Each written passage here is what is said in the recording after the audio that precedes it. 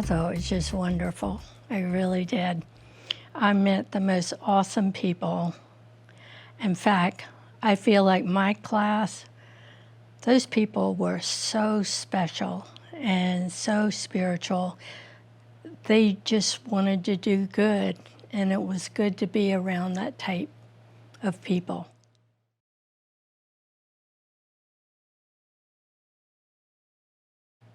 I really think cheering was my best memories, and I'm still very good friends with cheerleaders that were in my class, and no matter where they are, we keep in touch. And so that was a really wonderful experience. Something I never thought I would have, because I came from a very small Catholic school. There were like 12 people in my class. So when I went to Winyah, really you didn't know anybody except for your class. And so I played basketball my first year, and then I went out for cheerleading, not expecting to get it, but I did. And my mom was adamant that I couldn't do both. She says, you know, you'll just wear yourself out. So I chose cheering, and I'm glad I did.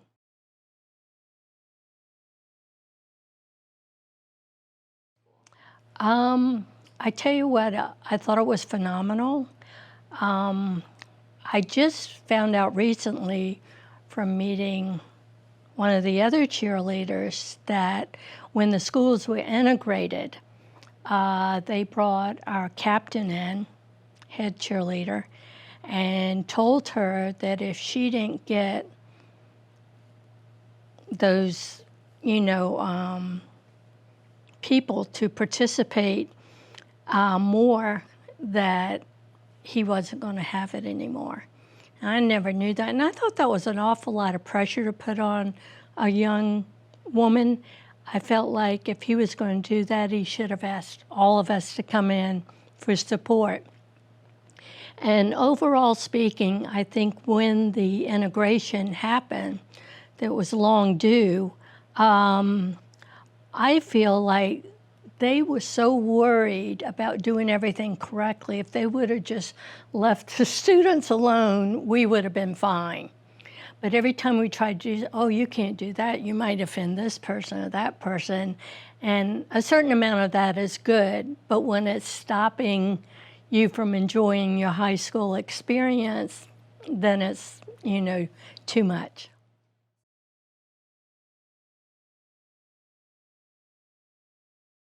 I felt bad for the ones who had to leave, and then I felt bad for the black people who had to come in our school, because I don't think anybody really wanted it to change. You know, change is hard for people, and if you've been going to school with somebody your whole life and then all of a sudden they're somewhere else, you know, that's sad. But, you know, it's just a growth we all had to go through.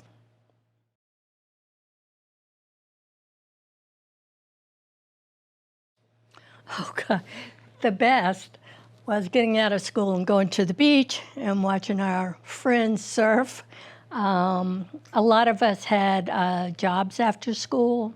Of course, there was cheering practice and ball practice and things like that.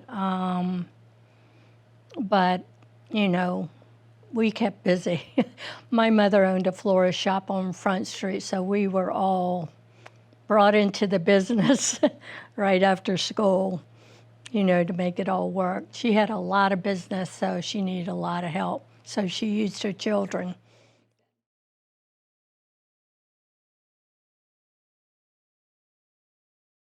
Well, I tell you what, when we went to school, we didn't go to school in fear. That's a major part. I kind of felt like when the school was in the middle of the town, it felt more of a part of the town than where it's located now.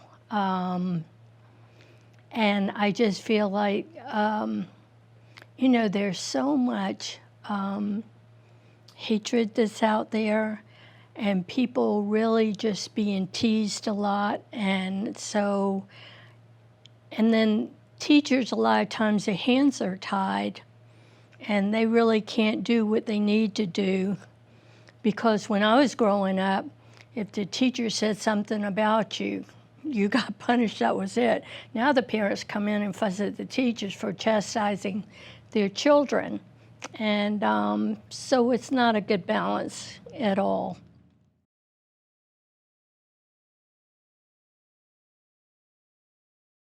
I was anticipating leaving parochial school that it would be chaotic and there would be no discipline and people just did what they wanted, but totally not true. I think a lot of people have respect for the principal Rice. And he had this wonderful principal named Don Sweat, and he was a stitch, absolutely. He made things fun and light, and he was somebody you could go to easily. You know, all the kids felt like he was their friend, you know. He was just a really good guy.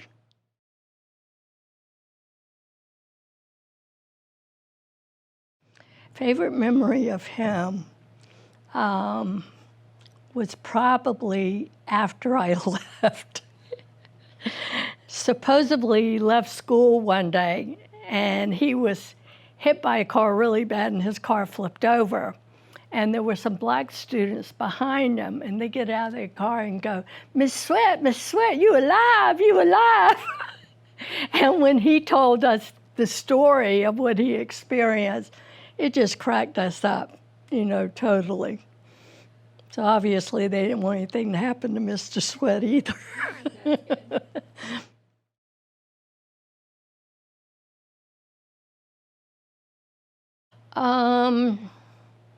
I thought there were a lot of very kind and thoughtful and good teachers there. One is, and I'm not recalling her name right now, but she was the drama teacher. I just thought she was wonderful, very good person. The Spanish teacher, like I said, names aren't, I'm not calling to mind so easily, but she was really sweet. And we had teacher Mrs. Black. She was really, and her son was in the grade above me. And she was a friend to everybody. Of course, the secretary in the principal's office was great. And I loved the librarian. So another thing I just remembered, I was on the student government in high school. I think, and I was put there on purpose because I didn't have a 90-degree average, and that's what you had to be on the student council. But they wanted me to kind of be in there to calm the waters with a certain girl that they thought they were going to have trouble with. So I really think that's why I was there. I was pretty much told that that's not why you're, you know, we dropped the 90, but we need you to be in there. So that's why. It's funny. I would say we get along really great now. She was a little tough. You know, I wasn't experienced with that type personality before. She was very, like, pro-black, you know, almost militant. But I know she really wasn't. But to me, lack of experience, I thought she was. Now she has a major job in Georgetown government. So she couldn't have been that bad.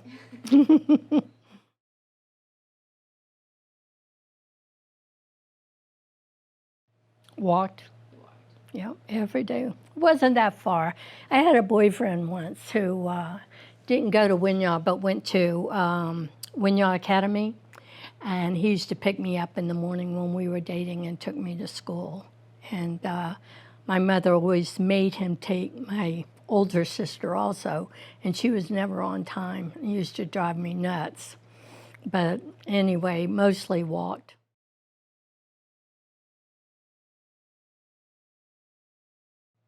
Just great. Just really, really, really good people, you know. And that's why I'm friends with them to this day, because they are just good to the core. And I can't say anything bad about them or say I had any negative experiences with them. It was just all good. What's one of your favorite memories? With my friends there, I just think like talking around the lockers was a big deal. And yeah, just the daily contact, coming to school in the morning, sitting out on the lawn during lunch, things like that, where you could be social with your friends.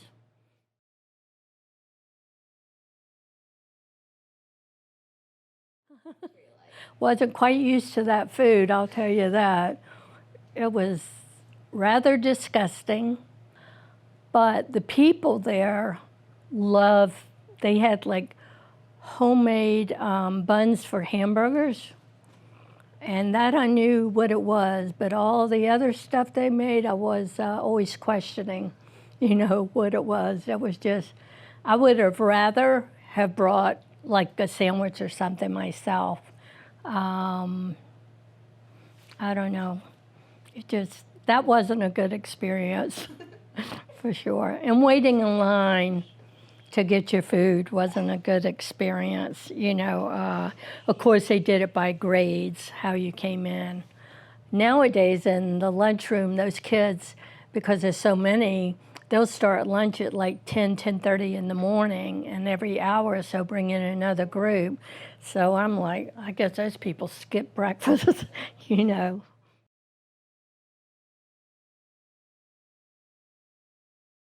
Oh yeah, definitely. As normal in United States, football was always the best.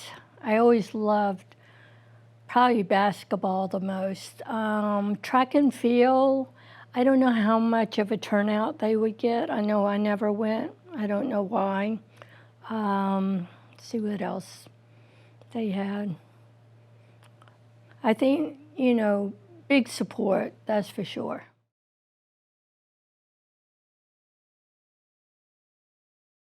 We used to have these games at the end of the year, I forget what they call it, but it was between the grades. And we played all games, everybody competed, and that was tons of fun. Um, that I remember the most, doing that. And the basketball games were actually the best games during that. It was kind of like, I don't know, like a mini Olympics. They might have called it the Olympics, I don't know. But that was really so much fun.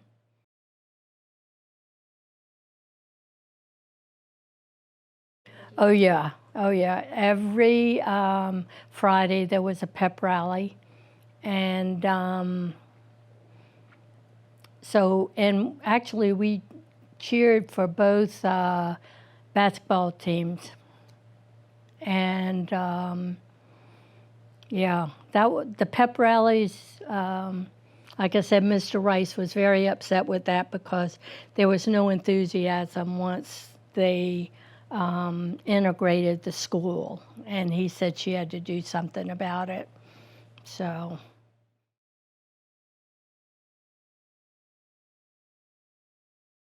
well, um, my children went to private Catholic high schools, all of them. They all went to different schools, and and they were all boys' schools.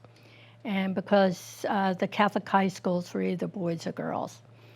And my granddaughter actually goes to a public grammar school that's for like talented and gifted. And her subjects are unbelievable. Her After-school curriculum, like chess and things like that, are amazing. She's an awesome basketball player. I mean, just through the roof, which I'm very proud of that, you know, and she loves basketball. So, like, they'll have a game and their team won 22-2, and she'll score like 18 of the points. One time she scored 10 of the 12 points and won. So he said he was going to look for a woman who played basketball in high school and maybe tutor her or teach her how to play, since she loves it so much and she's doing so well. So she has a lot more opportunity to do anything she wants than, I say, either myself or my children did, you know. It was just kind of pigeonhole things before, where there's nothing to hold her back, you know, either by sex or age or anything else, which is good.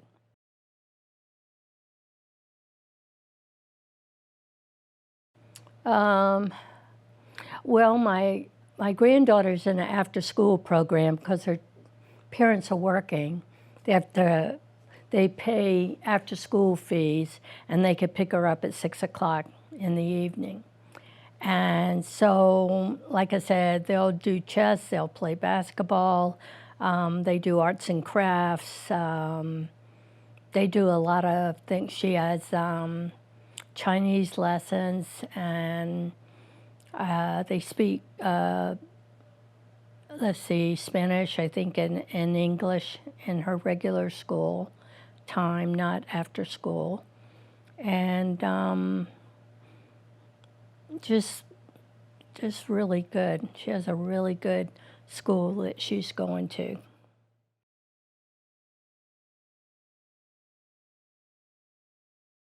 Not so much. I don't ever remember there being a lot offered.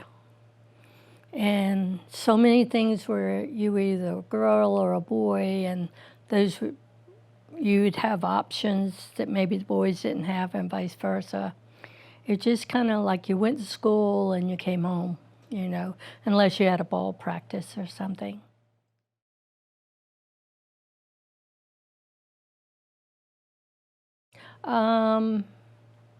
The one boyfriend that I had in high school, my first boyfriend in high school, was probably the sweetest guy I've ever known. The second one went to Winyah Academy, and I had a really good relationship with him and his family. And then my senior year, I don't think I dated anybody. I don't remember, you know.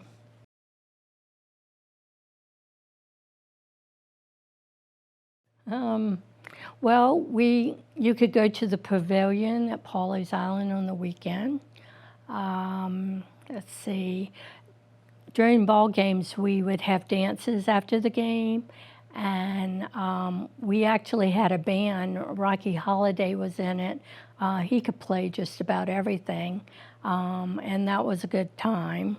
But back then, my mom wouldn't let me date till I was 16, and then if I did date, I had to go with my older sister, which that was killed her and killed me at the same time. So anyway, when they had homecoming,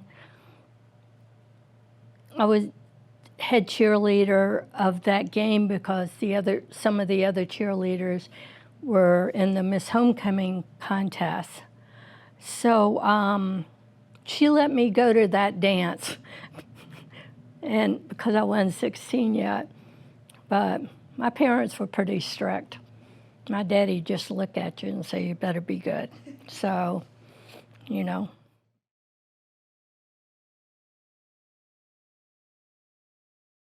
Never smoking or drinking.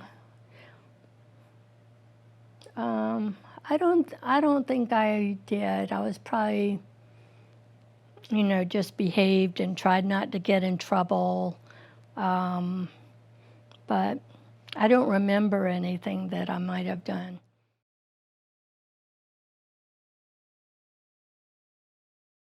uh, work. We'd always go to cheering camp, you know.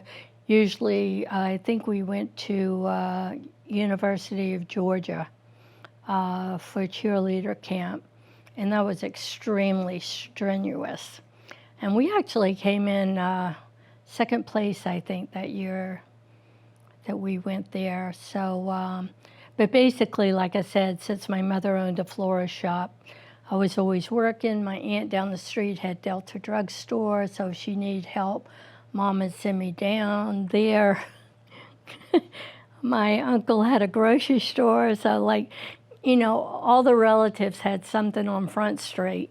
So we were kind of shuffled around as to who need, you know, what at the time.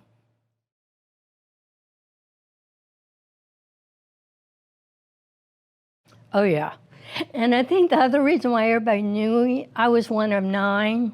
So by the time I got to high school, everybody knew me. And at one point, there were 4 of us in high school at the same time. So and I was the baby coming in. I was a freshman. I wasn't allowed to go talk to them because the seniors got to be on the steps during lunch, and we had to sit in the grass. And if I had to come and tell them anything, forget it. You didn't do that, you know.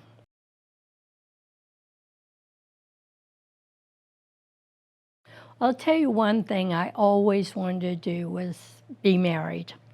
That was my top priority, and I always wanted to find in a husband a really good person. And I totally got that with my spouse. He's amazing. We'll be married 50 years this November. So, and we have 3 wonderful children, and I wanted children, and I love being a mom and all that. So that, as far as the aspiration to be this entrepreneur or, you know, attorney or whatever, no. I just wanted to get married and have children.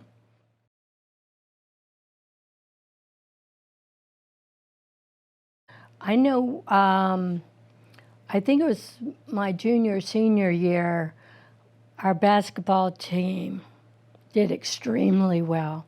We had Coach Allen at the time, and he was a great basketball coach. I'm sure there were championships, but I just don't remember them, you know.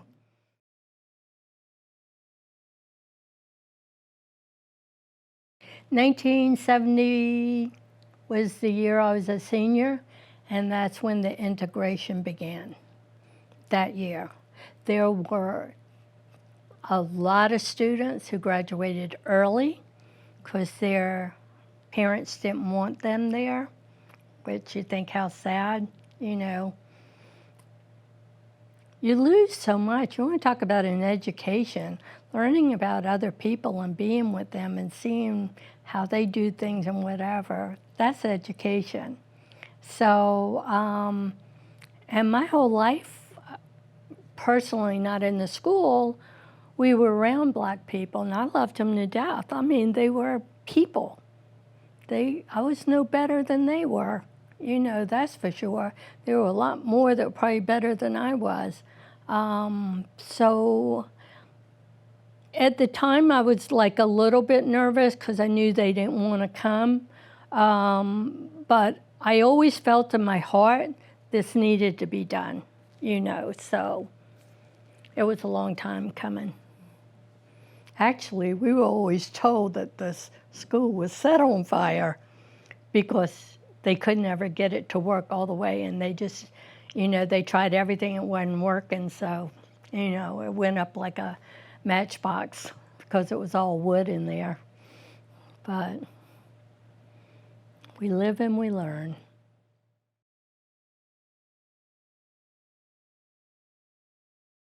It was a drive-up diner, and they had like all the normal hot dogs and hamburgers and sodas, and I don't think they sold any beer or anything like that.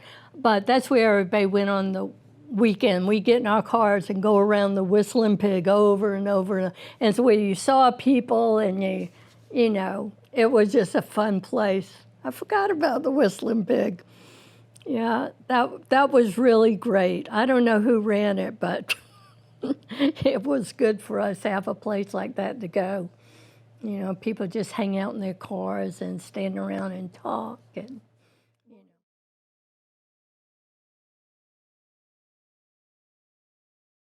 you know, I don't know. We had other places, but I don't think it was like a hangout like the Whistling Pig was. You know, so. All in all, I think I had a wonderful childhood, you know, very special, good memories, good friends, and, you know, that's about it.